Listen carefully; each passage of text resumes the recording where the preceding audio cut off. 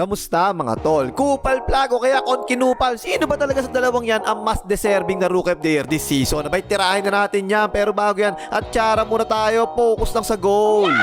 Okay game, malapit nang matapos ang season, no? At meron dalawang rookies na nangunguna ngayon sa Rookie of the Year. Si Kupal Plug ng Dallas Mavericks at si Konkinupal ng Charlotte Hornets. Aba, Hornets, dalawang Kupal pinaglalaban no? Dating magkakampihan sa college yung dalawa na yan. First overall pick si Kupal Plug at fourth overall pick naman si Konkinupal. Huwag nyo nang hanapin yung second overall pick tsaka third overall pick kasi medyo malayo talaga sila sa dalawang Kupal na to.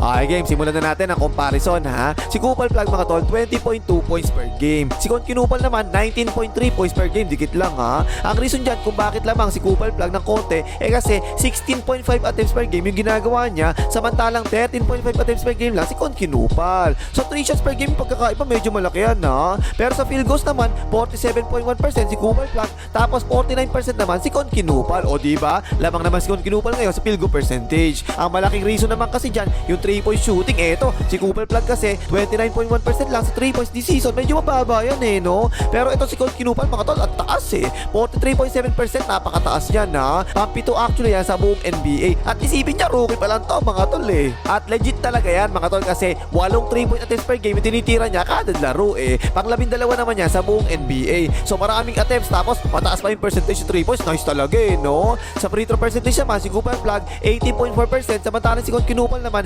87.6%. Nice. Pero ito sa rebounds naman ha, 6.6 rebounds per game si Kupal Plug at 5.3 rebounds per game naman si Konkinupal. Parehas lang naman sila sa offensive rebounds, 1.2 offensive rebounds per game, kaya sa defensive rebounds talaga nagkakaiba. Lumalamang doon si Kupal Plug.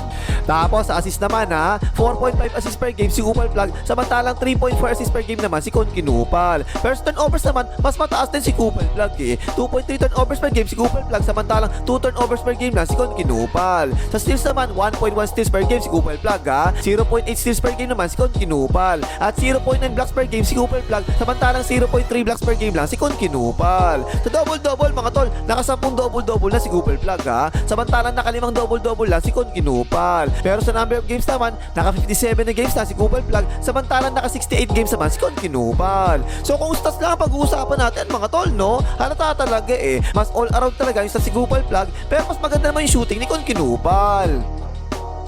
Yung mga best games si Kupal Plug this season mga tol versus Hornets, 49 points, 10 rebounds, 3 assists, 20 out of 29 sa field goals at 3 out of 5 3 points. Laban naman sa Jazz, 42 points naman, 7 rebounds, 6 assists at 13 out of 27 sa field goals. Laban naman sa Celtics, 36 points naman, 9 rebounds, 6 assists at 12 out of 24 sa field goals. Laban naman sa Clippers, 35 points, 8 rebounds at 13 out of 22 sa field goals. Laban naman sa Rockets, 34 points, 12 rebounds, 5 assists at 13 out of 25 sa field goals. Si Konkinupal naman, yung mga best games niya this season, laban sa Mavericks, 34 points, 4 rebounds, 3 assists, 10 out of 16 sa field goals, at 8 out of 12 sa 3 points. Nice! Sa Cavaliers naman, 33 points, 6 rebounds, 2 assists, 11 out of 20 sa field goals, at 7 out of 15 sa 3 points. Nice! Sa Pacers naman, 28 points, 4 rebounds, 2 assists, 10 out of 17 sa field goals, at 8 out of 12 na naman sa 3 points. Laban naman sa Hawks, 28 points, 6 rebounds, 3 assists, 9 out of 17 sa field goals, at 7 out of 11 naman sa 3 points. Napasin nyo ba mga tol Kahit sa mga best games nila this season,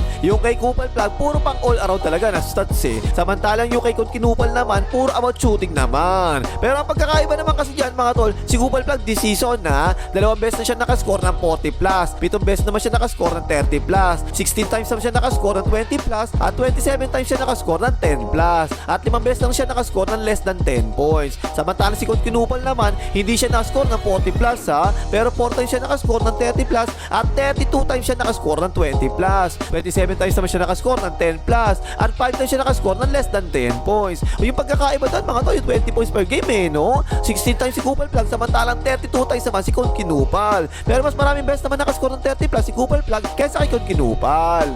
Kung records naman ang pag-uusapan natin, si Kupal Plug naman, nabit niya yung record ng highest points ng isang teenager na rookie sa NBA. Na dating hawak ni Lolo Bro ng 37 points, nakagawa si Kupal Plug 49 points laban sa Hornets. Si Konkinupal naman, nabit naman yung record na 206 sa 3 points made in a season ni Keegan Murray. Naka 236 sa 3 points made na siya at meron pa siya natitirang 13 na games ba. Kung i-base natin sa average niya na 3.5 na 3 points made per game yung ginagawa niya, malamang umabot pa ng 270 na 3 points yung magagawa niya this season.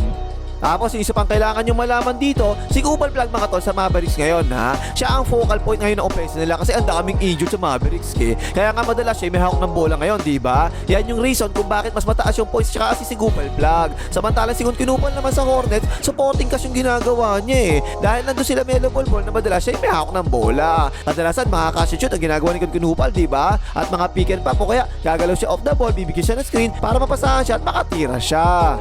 So kung tatanungin nyo ako mga tol, gaano ba talaga kagaling yung dalawa na yan ha? Tingin ko mga tol ganito yan eh. Ilagay mo pareho sa USA team yung dalawa na yan, hindi ako magre-reklamo, reklamador pa naman ako, di ba? Ganun talaga sila kagaling. Pwede din sila pang USA team pareho eh. Kasi kung pure shooting lang ang pag-uusapan natin, si Kinupal mga tol tingin ko, isa na siya sa best shooter na Amerikano sa NBA ngayon. At importante talaga yun sa FIBA competitions, di ba? Samantalang si Kupal Plug naman, ang tangkad naman na point forward nito. Again, importante yung ganyan sa FIBA, yung mga switchable na players na kahit anong posisyon kayang gawin eh, no? Pwede maging ball handler, playmaker, tsaka scorer. Magaling talaga yung ganyan. So kahit isama mo yung dalawa na yan sa USA team, tingin ko pwede na talaga.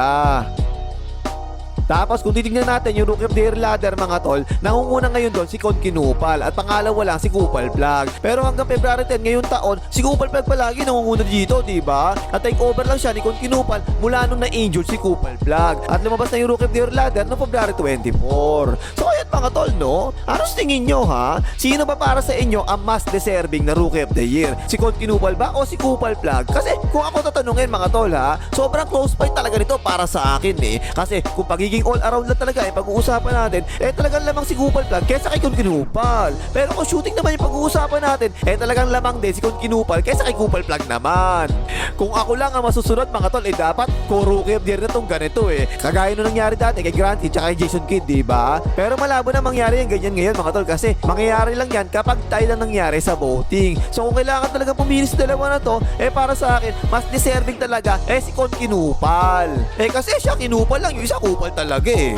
Bakit kanyo? Ganito lang yan para sa akin mga tol ha. Kunwari, ilagay mo si Kinupal sa Mavericks, ano mangyayari doon tingin nyo? Malamang mas tumaas pa ang stats niya, di ba? Eh gawin mo naman kunwari, ilagay mo naman ngayon si Kupal Plug sa Hornets, ano mangyayari doon tingin nyo? Eh malamang naman, mas bumaba naman ang stats niya. At mas impressive talaga para sa akin yung consistency ni Kinupal kaysa doon sa misang mataas at misang mababang laro ni Kupal Plug.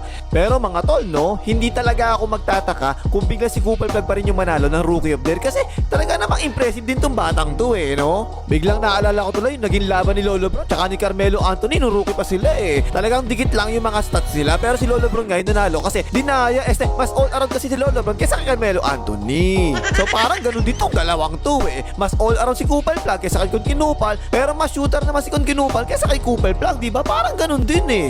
Kaya para sa akin mga tol, ang malamang na manalong Rookie of the Year this season, eto, si Kinupal talaga ng Charlotte Hornets at hindi si Kupal Plug ng Dallas Mavericks. Okay lang yan, parehas naman Kupal yan, dalawa na yan eh. Okay na pang imagas, magbigay kayo mga hitar ng mga Kupal.